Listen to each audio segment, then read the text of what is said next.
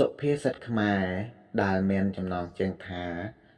កក់ក៏បាយមេម៉ាយក៏ស្រីអត្ថន័យអប់រំនៅក្នុងសុភាសិតនេះគឺការនិយាយលើកទឹកចិត្តខ្លួនឯងអត្ថាធិប្បាយកក់ក៏បាយអ្នកទទួលទានបាយកក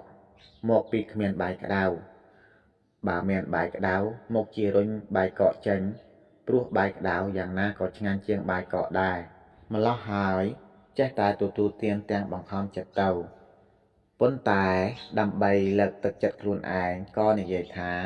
បាយកកក៏បាយដែរឆ្អែតដូចតែគ្នាមេម៉ាយក៏ស្រីអ្នកដែលយកប្រពន្ធមេម៉ាយពុំមែនមានន័យថារកប្រពន្ធក្រមុំពុំបាននោះទេ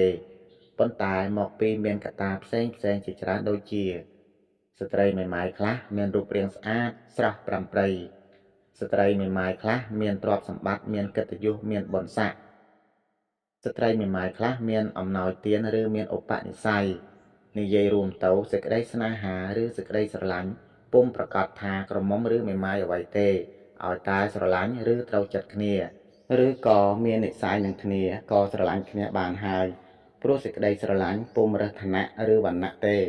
សមដោយពាក្យចាស់លោកថាឃ្លានឆ្ងាញ់ស្រឡាញ់ល្អដូច្នេះដើម្បីលើកទឹកចិត្តខ្លួនឯងគេក៏ពោលថាមេម៉ាយក៏ស្រីដែរគឺស្រីដូចតែគ្នាបង្កើតកូនបានដូចតែគ្នាចប់សេចក្តីអត្ថាធិប្បាយសុភាសិតខ្មែរដែលមានចំណងជើងថាកក់ក៏បាយមេម៉ាយក៏ស្រី